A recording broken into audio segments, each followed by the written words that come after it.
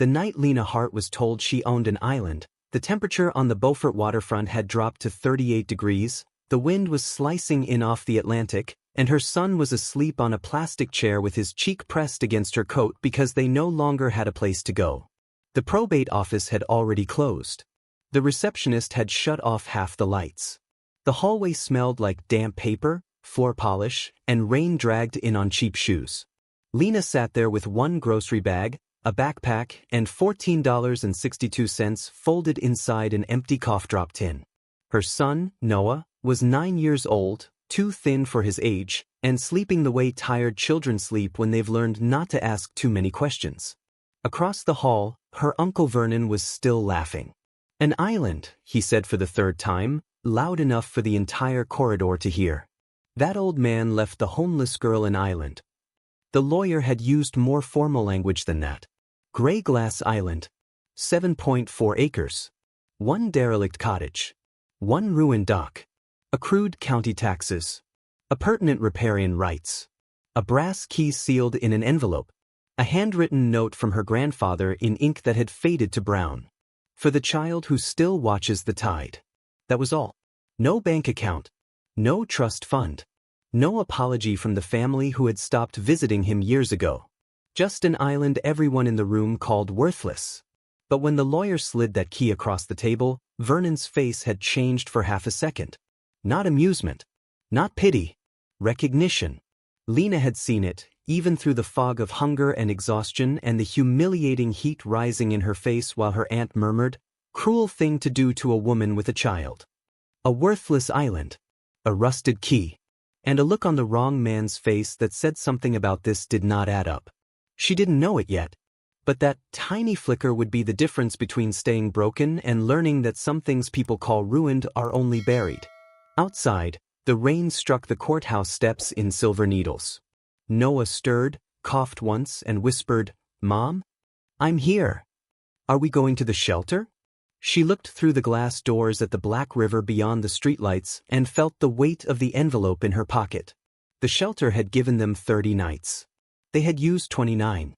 Tomorrow morning, if she couldn't prove a new address, they would lose the cot too. Her uncle came down the hall buttoning his coat, expensive wool, dry under the awning, smelling faintly of tobacco and money. "Lena," he said, soft now, like softness itself was a trick. "You don't want that property. Taxes alone will bury you. Sign it over tomorrow and I'll give you 5,000 cash. Enough for a motel and a fresh start." She looked at him. "If it's worthless, why do you care?" For one beat, the old building went silent except for the rain. Then Vernon smiled. "That's exactly why you'll never keep it." He walked away. And in her pocket, the brass key felt heavier than metal should. Get ready. Because the piece of land everybody mocked was the one thing the wrong people wanted most.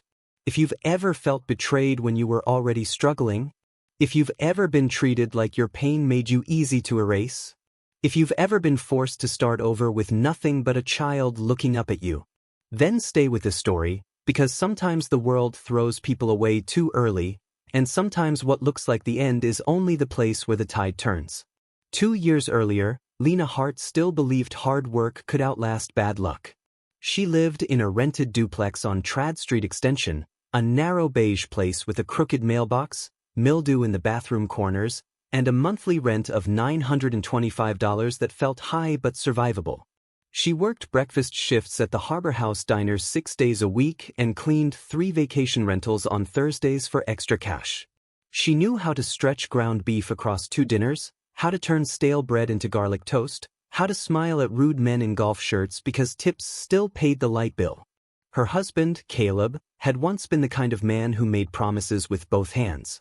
He talked fast, hugged hard, dreamed bigger than their bank account, and could make Noah laugh until milk came out of his nose. For a while, that felt like enough. Then the promises started breaking in small places first. A missed utility payment. A bounced check. A lie about overtime that turned into a lie about gambling and then into a silence that smelled like beer and panic. Lena covered what she could. She sold her grandmother's silver bracelet for $140. She picked up double shifts. She ate after Noah ate and sometimes not at all. Caleb kept saying he had one big job lined up, one lucky break, one friend who owed him money. But luck never came. The calls did. The landlord. The credit card company. The urgent care clinic after Noah's winter pneumonia and 3 nights of wheezing so bad Lena thought his ribs might split apart. In February, the medical bill arrived folded in a white envelope that felt heavier than a brick. $2,811 after insurance. She sat on the bed holding it while the heater clicked and failed and clicked again. Caleb said, "We'll figure it out." He didn't. He left in April. No note on the kitchen table. No dramatic confession. Just a missing duffel bag, 2 empty drawers, and the kind of silence that tells the truth before anybody else does. His phone went to voicemail by noon. By evening, Lena had learned he was in Savannah with a woman who managed a bait shop and had no child, no debt, and no patience for reality. That was betrayal. But betrayal was only the first wave. The rent went up to $1,180 in June because the owner said, market conditions. The diner cut weekday hours when tourist season slowed.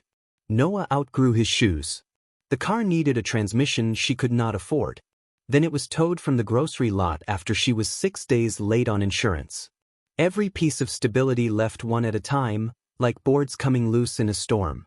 Through all of it, there was only one person in the family who still answered Lena's calls. Her grandfather, Arthur Hart. Everybody else called him stubborn. Proud to the point of foolishness. He had spent 40 years working water, first as a deckhand, then a harbor pilot, then a marine survey assistant who knew channels and mudflats better than most people knew their own neighborhoods. After Lena's grandmother died, Arthur had turned inward. He stopped attending church. Stopped coming to holidays.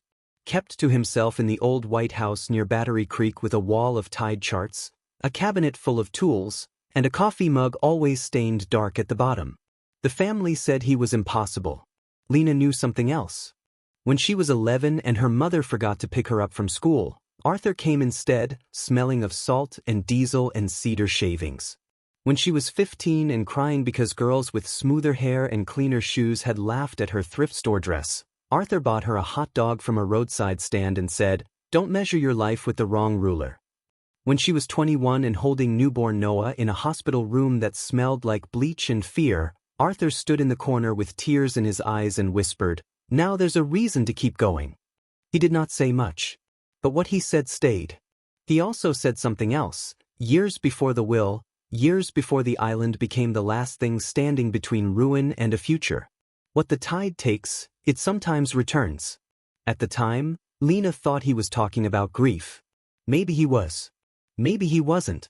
Arthur had owned Grey Glass Island longer than Lena had been alive. Family legend said he'd won it in a card game, which was nonsense. The truth was less glamorous and more like him. In 1978, after a storm changed the inlet channels, a widow in Charleston could no longer afford maintenance on the island's caretaker cottage or dock. Arthur had helped survey storm damage in the marsh. He bought the property cheap, not because it was profitable, but because he said nobody should own a place and let it die from neglect. For years he took a skiff over there alone. No family picnics. No fishing parties. No social media sunsets. Just Arthur, a tackle box, a battered thermos, and sometimes a spool of survey string. If anyone asked why he bothered, he'd shrug and say, "Some places don't need crowds. They need memory." Vernon, his oldest son, hated that answer. Vernon believed land existed to be leveraged, divided, sold, refinanced, and stripped clean. He wore polished loafers to family gatherings and referred to marsh as wasted frontage. He had failed at 2 real estate ventures and blamed regulations, weather, and weak partners in exactly that order.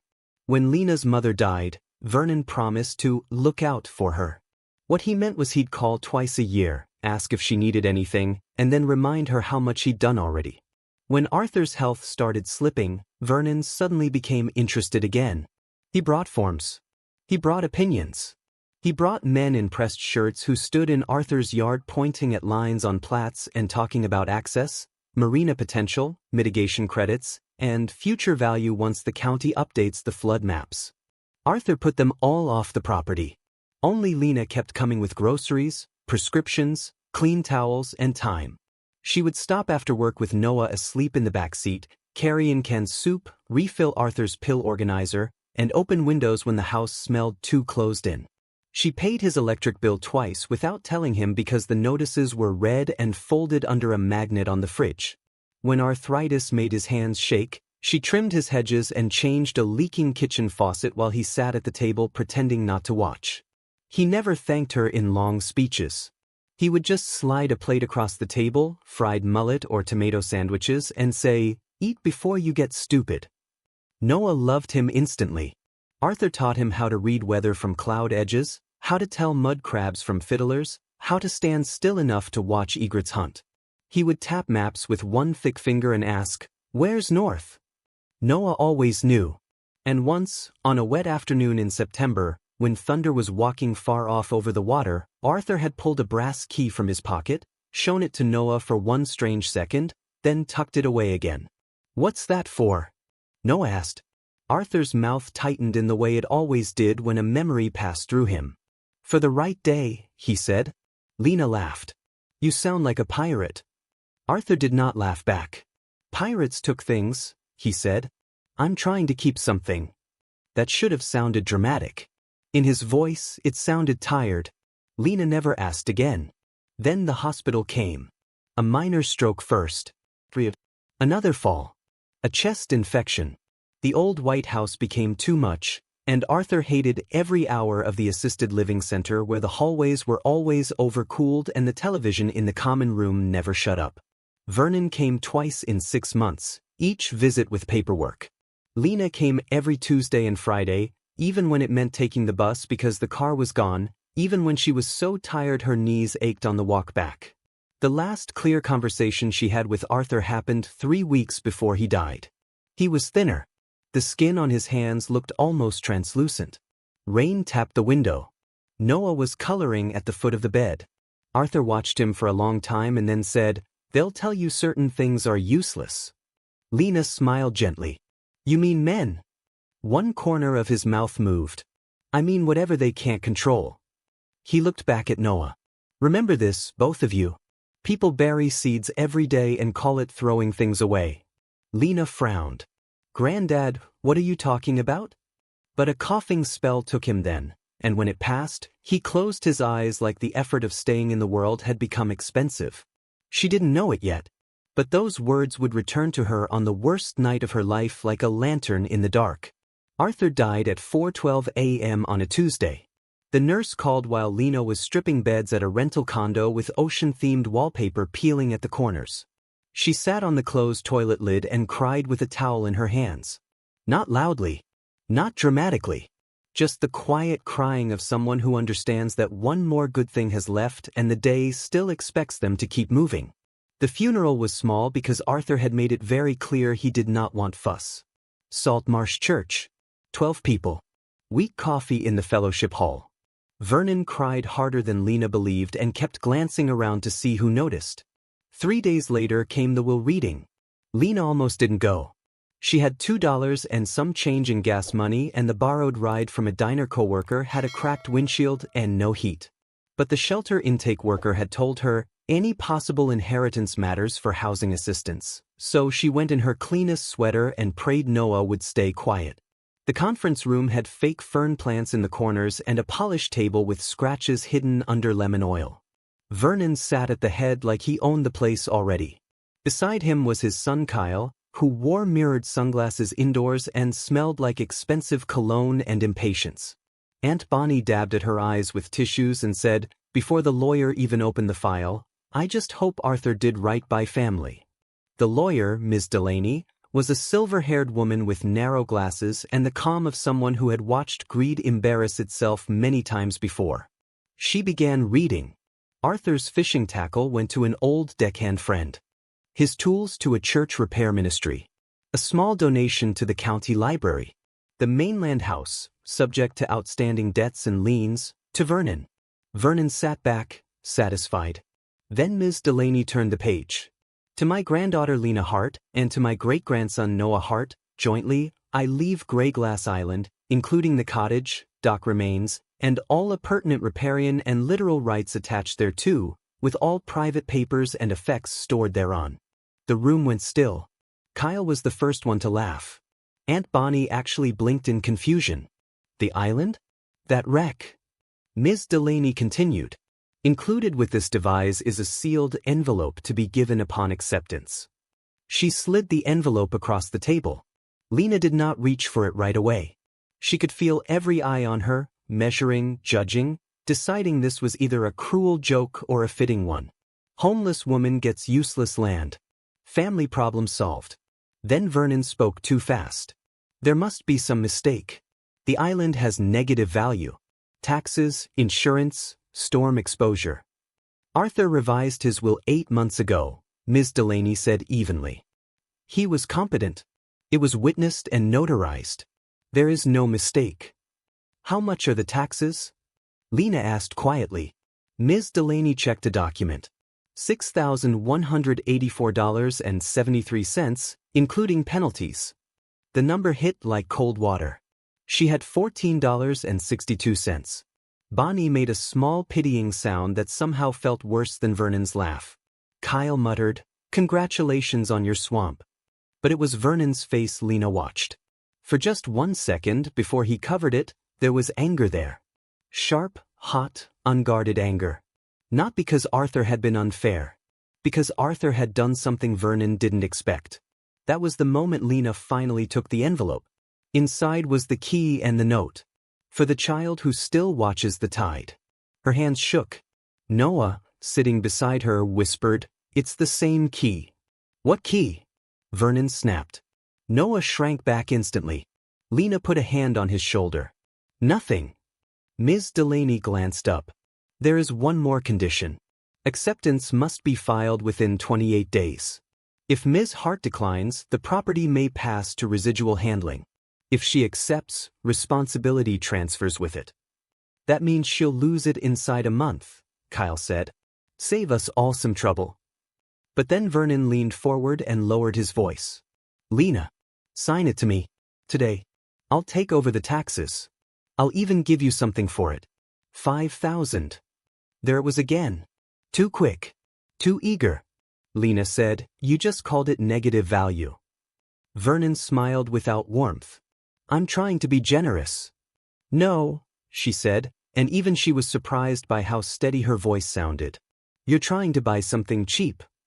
His jaw hardened. The rest of the meeting dissolved into legal words and resentful sighs, but the choice had already planted itself in Lena's mind. If the island was truly worthless, nobody would be pushing this hard. And if Arthur had left a key and a note to Noah, then whatever he'd meant to protect was not meant for Vernon. He thought he'd won. He hadn't. That evening, after the office emptied and the rain kept falling and the shelter lights waited on the other side of town, Lena opened the acceptance packet under a street lamp and signed her name. She became the owner of an island with no money, no transportation, $6,000 in back taxes, and nowhere to sleep. That's when everything changed. The shelter let them stay one extra night because the desk clerk, Mrs. Flores, had kind eyes and a grandson Noah's age. But at breakfast she slid a form across the table and said, almost apologetically, "If you have inherited property, technically that counts as housing potential." Lena stared at her. "It has no heat. I don't even know if the roof stands." Mrs. Flores sighed. "I know. I'm sorry." By noon they were out. They spent 3 hours at the public library because it was warm and free. Lena used the computer to pull up the county parcel map for Gray Glass Island. The screen showed a tiny shape in the inlet east of Battery Creek, just under 3 miles by water from the public landing. 7.4 acres. Flood zone.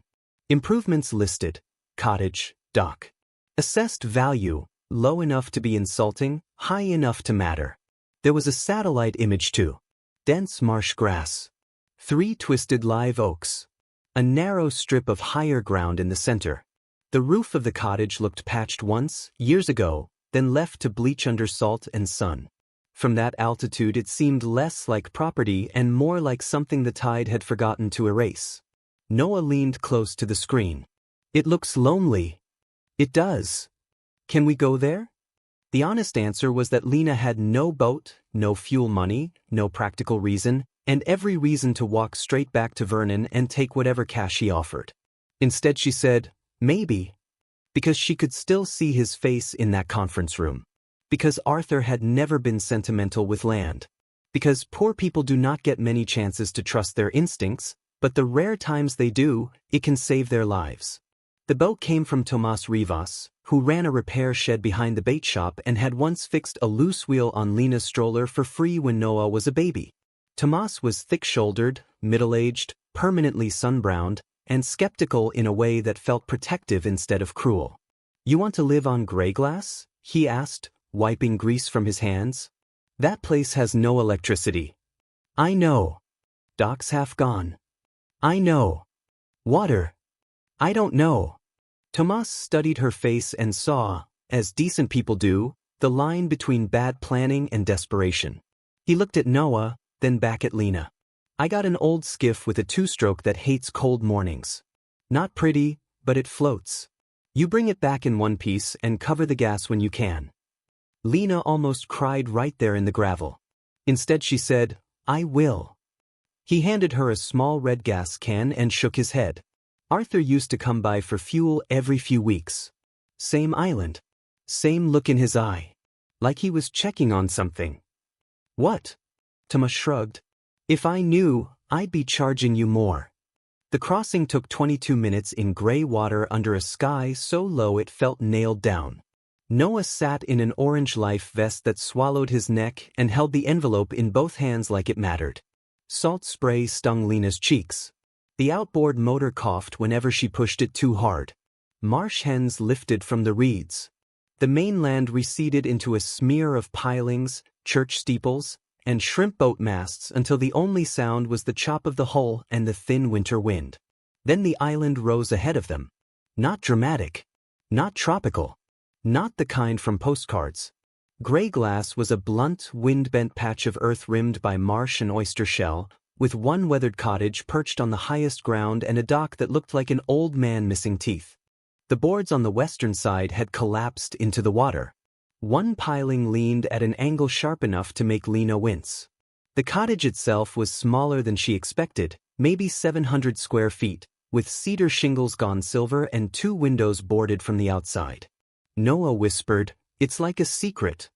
"It's like a problem," Lena said, though even then she felt something else too. Not hope exactly. Recognition.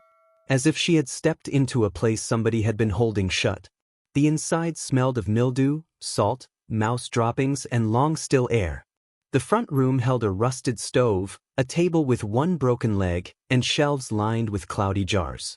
2 narrow bedrooms opened off a hall. The roof had leaked in at least 3 places. In the back, a rain barrel had split open. But one corner of the main room was dry. The windows, once unsealed, brought in light.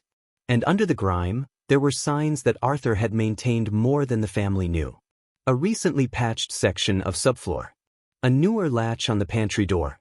A stack of split cedar under tarp outside, still usable. Not abandoned. But Lena swept for 2 hours while Noah gathered dead palmetto fronds into piles. They found an old cot frame, a working lantern, half a box of marine rope, and 3 cans of peaches expired but not bulging. By dusk, they had cleared enough floor to roll out the 2 blankets from the shelter and sit against the wall with peanut butter crackers for dinner.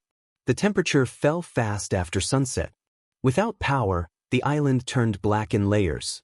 Wind hissed through marsh grass. Something scratched under the eaves. The lantern flame flickered and made the corners move. Noah leaned into her side. "Are we staying? For tonight? For real?" She hesitated. Then she said, "For as long as we need to." He was quiet for a while. Then, Grandpa Arthur said the tide always tells the truth. Lena looked at the lantern. "Did he?" "Yeah." Noah drew his knees up. "He said people lie. Paper lies.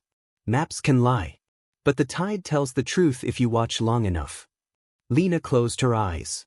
The key was still in her pocket. She had tried it in the front door, the pantry, the old desk drawer, and the rusty lockbox under the cot. Nothing. Somewhere on that island, it belonged. But the first days did not feel like mystery. They felt like survival. Every task cost more than it should. Fresh water had to be ferried in by jug from the mainland because the split rain barrel was useless and the tap pipe under the sink coughed only brown air. Groceries had to be carried in 2 trips up the damaged dock. At the discount store, Lena stood with a calculator app and a basket that held exactly what $27.08 could buy: rice, dry beans, oatmeal, peanut butter, a loaf of wheat bread, a bag of apples on markdown, generic cough medicine, 2 cans of tuna, candles, and a blue tarp large enough to cover the worst leak. Milk had to go back. Cheese too. At night she boiled water on a camp stove Tomas loaned her and used a plastic basin for washing. The cold found every crack in the cottage. It came through the window frames, under the door, up through the floorboards. Salt stiffened the blankets. Her hands split at the knuckles from hauling rope and scrubbing mold. Noah tried not to complain, which somehow hurt more. On Monday she enrolled him in school using Grey Glass Island as the address. The clerk blinked twice but accepted it after checking the parcel records. The bus, of course, did not go to Islands. So Lena woke at 4:50 every morning, lit the lantern, warmed oatmeal, and got them to the skiff by first light. She crossed the inlet in darkness with a headlamp while Noah sat wrapped in a blanket and watched for markers. Then she tied up at the public landing, walked him 6 blocks to school, and spent the day chasing whatever work she could find before making the trip again at dusk. Housekeeping at a motel on weekends. Crab shed on Tuesdays. Dishwashing at the diner whenever somebody called out sick. $11 an hour here. 40 cash there. Tips if tourists were kind. Nothing if they weren't. By the end of the first week, she knew exactly what survival cost in gallons, minutes, and pain. Fuel for the skiff, $18 every 3 days if she was careful. Propane canister, $8.99. Laundromat, $6 per load. A child's inhaler refill after insurance, $32 she did not have. And hanging over all of it, the county tax deadline. 28 days to accept. 90 days before collection actions escalated. The numbers sat in her head like a hammer. The whispers started on day 6. People at the landing noticed the island life vest, the bundles, the tired boy with marsh mud on his sneakers. One mother pulling an SUV door shut glanced at Noah and then at Lena and said, not quite softly enough, that's not suitable. At the grocery store, Aunt Bonnie saw them buying dented cans and said, you really should let Vernon help. Pride doesn't feed children. Lena smiled without heat. Neither does family gossip. Bonnie's mouth tightened. He's only trying to keep you from making a bigger mistake. There it was again. Not sympathy. Urgency. Conrad Pike entered the story on the 10th day. Lena had heard his name before the will, the way people in a small coastal county hear the names of men who buy too much. Pike was a developer with slick silver hair, boat shoes that never seemed to get wet, and a habit of talking about bringing value to places that somehow ended with locals unable to afford living there. He had built luxury homes on marsh frontage, a wedding venue where a public fishing path used to run, and a private dock system that everybody swore violated something even if nobody could prove what. He approached Lena at the landing just after sunrise while Noah was adjusting his backpack straps. Ms. Hart, he said, smiling as if they had been introduced somewhere pleasant.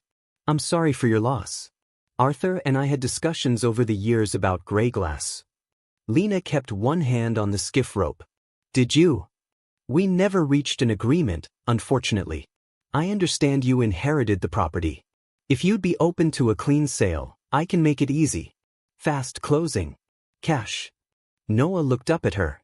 Lena asked the same question she had asked Vernon. Why does everybody want a worthless island? Pike's smile did not move. Contiguity, he said. Future access. Long-term planning. Nothing mysterious. How much? $25,000.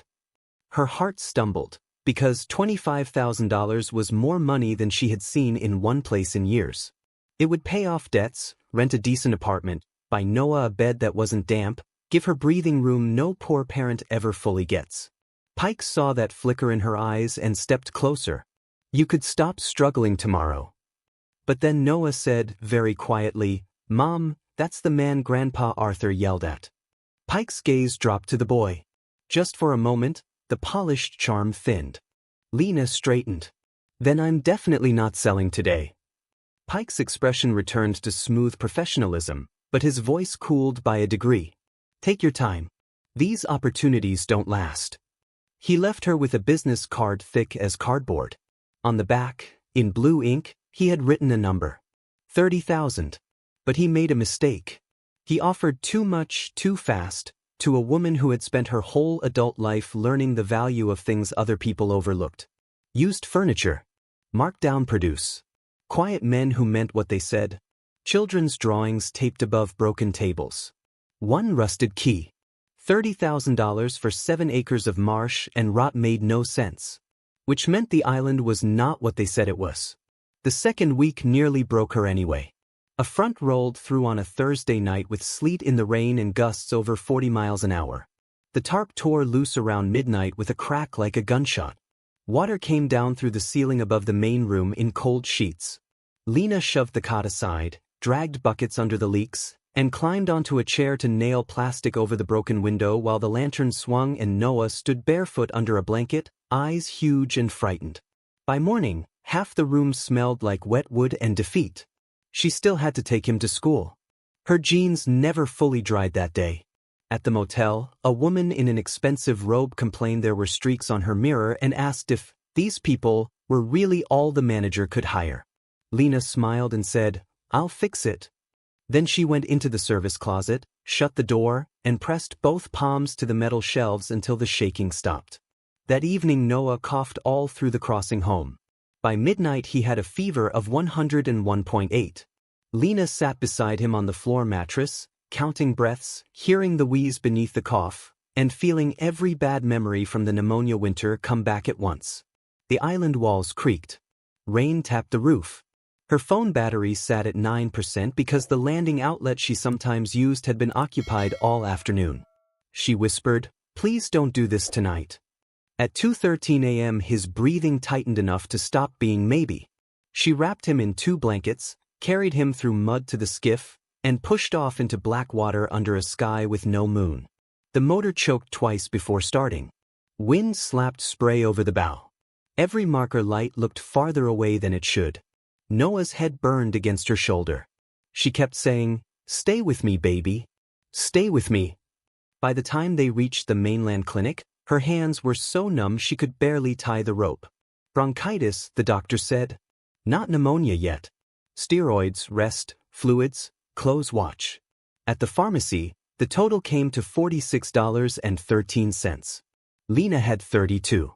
She stood there in wet shoes while the line behind her shifted and sighed. Then Tomas, who had come in for blood pressure pills, stepped up beside her and put 2 20s on the counter without a word. Outside, under the weak fluorescent hum of the awning, Lena broke. Not pretty crying. Not one tear sliding down a brave face. She bent over with the medicine bag against her chest and sobbed like every swallowed humiliation of the past year had finally found a door. Noah stood by the truck tire in his borrowed coat, watching her with the scared patience children learn too young. "I'm sorry," she gasped. "I'm so sorry." He touched her sleeve. "For what?" "For all of this." Noah looked toward the dark inlet where gray glass waited somewhere beyond the cold. "Maybe it's not all bad," he whispered. Lena laughed once through tears because children can say impossible things and somehow not sound foolish. That night, after he fell asleep with the first dose of medicine in him, Lena sat at the table with the brass key, Arthur's note, Pike's card, and the tax notice. She spread them in a row. A poor woman making a decision with almost nothing left always knows the true weight of choice. Sell, and she could relieve the immediate pain. Stay, and she might lose everything slower. She turned the key over in the lantern light. It was old brass, heavy, with a notched oval bow worn smooth by decades of fingers. On the stem near the teeth, barely visible under tarnish, were 2 tiny stamped letters. Gray glass heart? Grandfather heart? Something else. Then she remembered one more thing Arthur had once said when Noah asked why he never threw away bent nails. Because old pieces still fit old locks. She stood up. The next morning, instead of going straight to work after school drop-off, Lena returned to the island and searched. Not wildly. Methodically. Every drawer. Every hinge. Every floorboard with mismatched nails. every trunk, every cabinet. She checked the desk, the stove compartment, the crawlspace hatch, even the rusted toolbox under the porch. The key fit nothing. On the third day of searching, Noah, fever down, energy returning, found a carved compass rose under the kitchen table where water damage had warped the wood. At the center of the rose was a tiny notch shaped almost like the key's bow. "Mom." She knelt beside him. The carving was old and careful, hidden where no casual eye would see it. Around the edge, faint as ghosts, were scratched numbers. 3 to 11 in. 311 north? Lena said. No. Noah touched the floorboards, thinking. Maybe steps. From where? The table had likely been moved 100 times over the years. The room itself had been patched, repainted, rearranged. Still, she stood with the key in hand and looked north. The north wall of the cottage held a narrow bookshelf, empty except for one cracked-tied almanac from 1994 and a ceramic pelican missing its beak. 3 steps from the table to the shelf. 11 inches? 11 boards? She crouched and began counting floorboards from the base of the wall. On the 11th board, the grain changed. Not much. Just enough. Her pulse rose. The board had been cut narrower than the others and reset with newer nails, then rubbed with grime to blend. Lena fetched the pry bar from outside. The first lift did nothing. The second groaned. On the third, the board came up with a long dry sigh, and stale air breathed out from the gap beneath. Noah whispered, Below the floor was not dirt. It was a metal box fitted flush between joists, painted once in navy enamel and then forgotten. Rectangular. About the size of a briefcase. At one end was a brass lock, green with age. The key slid in. For a second it stuck. Then it turned. The click it made was small. But in that freezing cottage it sounded like a door opening between 2 lives. Inside, wrapped in oilcloth and cedar shavings, lay 6 items. A leather ledger swollen with age but intact. A tin tube capped in wax. A cassette tape in a plastic case. A folded packet of notarized documents bound in twine. A black and white photograph of Arthur standing on the island dock beside a younger man Lena didn't know. And an envelope addressed, in Arthur's hand, to the one who stayed. Lena stared so long Noah finally said, "Are you going to read it?" Her fingers shook as she opened the envelope. The paper inside was yellow, the handwriting steadier than in the note from the will. "If this reaches you, I was right about 2 things. First, they came looking the minute they thought I was weak. Second, you were the one who never came looking for what was mine. You came looking for me. The island is not what Vernon says. It is not what Pike says either. There are 3 truths in that box. One is about land. One is about water. One is about what men will do when they think poor people will fold. Do not trust any offer until you verify the 1989 correction and the submerged boundary language. Do not hand these papers to Vernon. If Pike is still around, watch him. If Noah is with you, tell him he remembered the tide better than most grown men. What the tide takes, it sometimes returns." Lena read it twice. Then a third time. The wind rattled the shutters. Noah shifted closer, his shoulder touching hers. For a moment, the ruined cottage felt less like shelter and more like a message waiting decades to be opened by the right hands. She untied the packet of documents first. The top page was a survey correction filed after Hurricane Hugo in 1989, signed by a marine boundary specialist and a county clerk whose name Lena dimly recognized from older records. The correction described shoreline movement, marker displacement, and an adjusted line of ownership extending not only across the visible island but into a protected channel edge and a crescent of submerged bottomland on the eastern side. The second document was stranger. A drafted but unsigned purchase proposal from the Coastal Heritage Conservancy dated 11 months before Arthur's death. It offered a substantial payment for a permanent conservation easement if title and submerged rights could be confirmed. The reason was listed in technical language: freshwater lens integrity, nesting habitat, shoreline protection value, and restoration priority. Lena did not fully understand the terms. But she understood numbers. $2,400,000. Her breath caught so hard it hurt. "Is it money?" Noah whispered. "Maybe. She looked again. Maybe not yet. The ledger came next. Arthur's handwriting filled it year by year, weather notes, expenses, repairs, visits, and then in later entries, names. Vernon. Conrad Pike. A surveyor named Dennis Choate. Dates. Dollar figures. Short lines of anger written with increasing pressure. Offered again. Said island worthless to county, valuable to marina privately. Vernon brought Pike without asking. They think I don't know about shifted markers. Choate paid to simplify records. Will not sell. There were also map sketches tucked between pages, cross-sections of channels, notes about freshwater seep locations after heavy rain, and repeated references to the true line on the east shelf. Then the tin tube. Inside were plats and photographs, some of them aerial, some taken from the dock. In 3 images, Lena could clearly see survey stakes and orange flags that did not appear on any public county image she'd ever found. On the back of one photo, Arthur had written, "Pike men moved marker." I moved it back. Photographed 5:41 a.m. The cassette tape was older than Noah had ever seen. They had nothing to play it on. Yet holding it made Lena's skin prickle. And then there was the black and white photograph. Arthur, younger, harder, standing beside a man in a Coast Survey jacket on the gray glass dock. Both men were holding a measuring rod. On the back, with Elias Grant after the East Channel correction. There it was again. Correction. Not rumor. Not family story. Not desperation. Proof.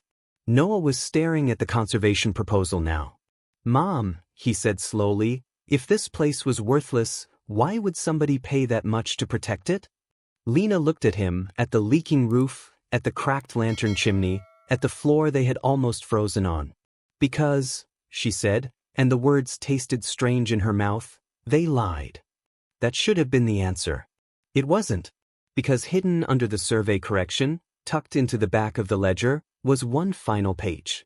It was a letter from a biologist with the Coastal Heritage Conservancy thanking Arthur for refusing prior offers from development interests and confirming that Gray Glass Island sat over one of the rare stable freshwater lenses left in that section of coast, a natural underground reserve that fed marsh edges and supported the rookery habitat around it. If the wrong people dredged the channel or overbuilt the shoreline, the lens could collapse from salt intrusion. In plain language, the island was not only valuable, it was vulnerable. Arthur had not hidden treasure. He had hidden proof. And suddenly Lena understood why Vernon had wanted it cheap, why Pike had smiled too smoothly, why Arthur had kept going out there alone long after his hands shook and his knees failed. They thought the island was a grave. It was a seed. In a moment, you'll see why that changed everything. Finding papers is not the same as owning what they prove. Poor people know that too. A document in your hand can still be worthless if the world decides not to read it. So Lena did the hardest thing there is after hope returns. She waited long enough to verify it. The next morning she sealed the documents in plastic freezer bags, put them inside Noah's old school lunch cooler, and caught the first bus to Charleston with the folder pressed to her chest the whole ride. Noah missed school that day. He did not complain. He watched bridge spans and ship cranes roll past the window and asked exactly one question every 20 minutes. What if it's fake? Lena told the truth every time. I don't know. The lawyer Ms. Delaney had recommended a specialist in coastal title disputes, a woman named Anika Shah whose office sat on the second floor of a brick building that smelled like copier toner and old wood polish. Her waiting room held framed plats instead of paintings. She wore navy, spoke quickly, and had the sharp attention of someone who had no interest in wasting sympathy where evidence would do better. At first, Anika looked skeptical. By the time she had read Arthur's letter, the 1989 correction, and the Conservancy proposal, skepticism had turned into stillness. Where did you get these? Hidden on the island. Have these been shown to anyone else? No. Anika leaned back. That was wise. Lena swallowed. Are they real? The lawyer did not answer right away. She stood, took the survey correction to the window, held it at an angle, then reached for a magnifier from her desk drawer. She examined the seal impression, the notary mark, the clerk's signature.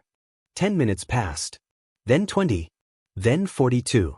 The office heater clicked softly. Noah swung his legs and stared at a model lighthouse on the bookshelf. Lena's mouth had gone dry enough to hurt. Finally, Anika looked up. These are real enough to become dangerous. Lena's heart slammed once. What does that mean? It means the correction appears valid, though I need certified copies. It means the county parcel abstraction may not reflect the full submerged rights attachment. It means if Pike or your uncle knew this and attempted to acquire the property by misrepresenting its value, they exposed themselves. And it means that conservation offer, if still active or renewable, changes your entire negotiating position. Lena felt the room tilt. So the island is worth potentially far more than you were told. But don't jump ahead. We verify everything. Quietly. That last word mattered. Quietly. Anika sent Noah to the receptionist for crackers and then lowered her voice. I've seen versions of this before. Marsh property gets undermapped, especially after storms. Wealthy buyers bet on confusion.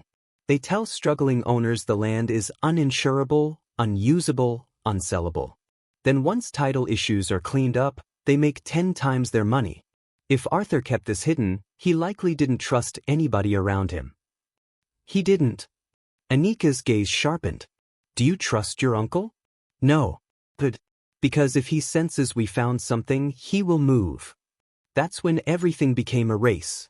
Over the next 11 days, Anika's office pulled archived plats, probate attachments, and clerk records from 3 different storage systems. A licensed coastal surveyor compared Arthur's private correction maps with title benchmark data. The Conservancy confirmed Arthur had indeed been in discussions with them, but had refused to finalize anything while he believed hostile interests were circling. A hydrologist's prior field memo verified the freshwater lens under gray glass was unusually resilient and ecologically significant.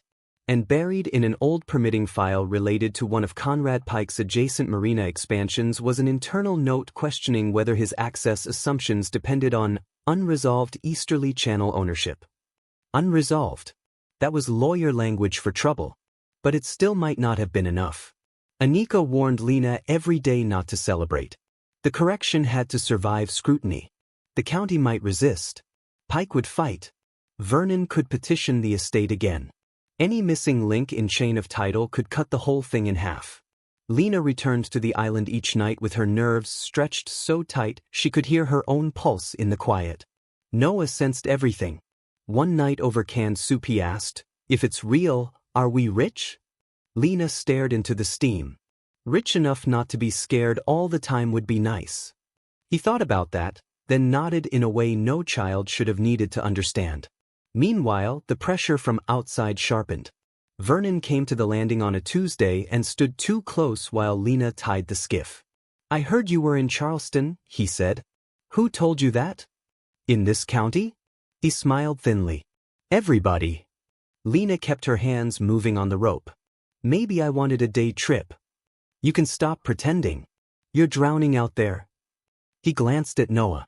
"And dragging the boy with you." Something hot flashed through Lena, but she kept her voice level. "Say what you came to say." Vernon pulled an envelope from his coat. 40,000. She laughed once, unable not to. "A week ago it was 5. I'm trying to help you before tax foreclosure eats the whole thing." "Then let it eat it." His face hardened. "You think that old man loved you? He used you. Left you a burden because he knew you were too sentimental to say no." Lena stepped closer. "No. He left me the one thing you couldn't trick him out of." For a moment Vernon's polished mask cracked, and the bitterness underneath looked ancient. "You have no idea what that island cost this family. Then maybe you should have visited him before he died." He grabbed her arm. Not hard enough to bruise, but hard enough to cross a line. Tomas, who had been unloading bait tubs 20 yards away, shouted, "Take your hand off her." Vernon let go immediately and stepped back into civility like a man putting on a jacket. "You're making a mistake, Lena." She stared at him. "No," she said. "You made one." He left, but not defeated. Not yet. 3 days later, the first real confirmation arrived. Anika called at 6:14 p.m. while Lena and Noah were repairing the west porch step with salvaged boards. Her voice was clipped, almost breathless. "We have the certified correction. We have the chain. And the submerged rights language holds." Lena sat down hard on the porch. "What does that mean?" "It means gray glass includes the Eastern Channel Shelf exactly as Arthur believed. Pike's adjacent development assumptions were wrong unless he acquired your interest. Also, the Conservancy has agreed to reopen negotiations immediately. Their preliminary valuation, subject to final environmental confirmation, is now $2.8 million for a permanent easement and stewardship package." The marsh wind disappeared. The entire island seemed to hold still. Noah was watching her face. "Mom." She tried to speak and could not. Anika continued, softer now. "Lena, do you hear me?" "Yes. You were right not to sell." Tears hit before sound did. "Not because of the number, not really. Though the number was impossible and life-changing and larger than the sum of every unpaid bill that had stalked her for years. It was because for the first time in a very long time, reality had moved in her favor instead of against her. Not pity. Not charity. Not rescue bought by humiliation. Truth." She covered the phone and looked at Noah. "It's real," she whispered. His eyes widened. "The island? The island." He dropped the hammer and threw both arms around her so hard the phone nearly fell into the marsh grass. Lena held him and laughed through tears while the porch boards groaned beneath them and gulls wheeled over the channel like somebody had finally opened a locked window in the sky. What the tide takes, it sometimes returns. But the story was not over. Because men who build their lives on control do not surrender quietly when the poor stop being easy. Conrad Pike moved first. A week after Anika's call, before final easement papers were signed, a barge appeared off the eastern shelf with 2 workboats and a crew laying marker buoys near the channel. Lena saw them from the cottage window just after dawn, orange vests, diesel rumble, metal clanging over the water, and felt cold go through her so fast it was almost clarity. She called Anika. "Take pictures," the lawyer said immediately. "Do not approach alone. I'm filing for emergency injunctive relief." But Pike had already bet on intimidation. By noon, he arrived in person on a polished center console boat, loafers immaculate, smile absent. Vernon was with him. That told Lena everything. Pike stepped onto what remained of the dock as if he owned the boards under his feet. "We are conducting lawful pre-development assessments," he said. Lena stood on shore with Noah behind her and Arthur's old binoculars in her hand. "On my property." "That is disputed." "Not anymore." Pike's jaw twitched. Vernon folded his arms. "Lena, don't make this uglier than it needs to be. You can still walk away with money." Lena raised the binoculars and clicked photos with her phone through the lenses because she did not own a proper zoom camera. "You told me it was worthless." No answer. She said it again, louder. "You told me it was worthless." Pike took 2 steps forward. "Ms. Hart, you are in over your head. Do you know what legal fees alone can do? 1 bad storm, 1 environmental review delay, 1 title challenge. Then why are you here?" Silence. Noah's voice came small but clear from behind her. "Because he wants what Grandpa Arthur protected." Pike looked at the boy, and whatever restraint he had left turned brittle. "This is adult business." Lena straightened to her full height, poor woman's boots in mud, hair whipped by salt wind, hands raw from work that never ended. "No," she said. "This is theft with nicer shoes." That line would later make its way through the whole county. But in that moment, what mattered was the next sound, the distant chop of another boat engine approaching fast. Anika arrived with a deputy sheriff and a man from the Department of Natural Resources carrying a folder thick with maps. She stepped off the boat without waiting for help, coat flaring in the wind. "Mr. Pike," she called, "you are hereby notified that any entry, staking, dredging, or survey activity on or adjacent to the eastern gray glass shelf is subject to immediate restraining action pending court review. We also intend to challenge the validity of your prior permit representations." Pike went pale in a way expensive men rarely do in public. "This is outrageous." Anika held up a document. "No. What's outrageous is filing access assumptions through waters you did not own." The DNR officer added, And if those buoys correspond to unauthorized disturbance near protected habitat, we have separate issues. Vernon tried to recover first. This is a misunderstanding. Anika turned to him. You attempted to induce my client to transfer the property while omitting material information about known valuation and title disputes. If you would like to continue speaking, I suggest you do so through counsel. Vernon shut his mouth. Pike looked at Lena then, not as a struggling single mother, not as a temporary obstacle, but as the person who now stood between him and whatever deal he had been planning for years. He said quietly, "You should have sold." Lena met his gaze. "You should have told the truth." He thought money could finish the story. He hadn't counted on records. Or patience.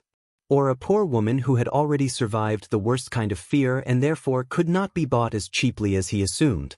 The court hearing took place 18 days later in a room colder than it needed to be, with fluorescent lights, hard benches, and the kind of procedural language that can hide a war inside paperwork. Pike's attorneys argued ambiguity, erosion, historical confusion, good faith planning assumptions. Vernon's lawyer tried to suggest Arthur had been paranoid in his final years, that the hidden documents proved instability rather than caution. Then Anika introduced the certified correction, the archived correspondence, the survey overlay, and finally Arthur's ledger with corroborating dates tied to Pike's permit timeline. Line by line, the story that powerful people had told about Grey Glass Island began to collapse. Worthless was not true. Unclear was not true. Innocent mistake was not true. The judge, a woman with steel gray hair and no taste for theatrics, asked Pike's counsel one devastating question. If your client genuinely believed the property had no material strategic value, why did he make escalating private cash offers to an indigent heir within days of probate? Nobody answered well. The deputy clerk's typing sounded very loud after that. Interim injunctive relief was granted. Pike's activities were restrained. Further review of prior permitting representations was ordered. Vernon's challenge to the will failed. Costs were reserved. The Conservancy negotiations could proceed. It was not a movie ending where handcuffs appear instantly and villains confess. It was better. It was realistic, which meant it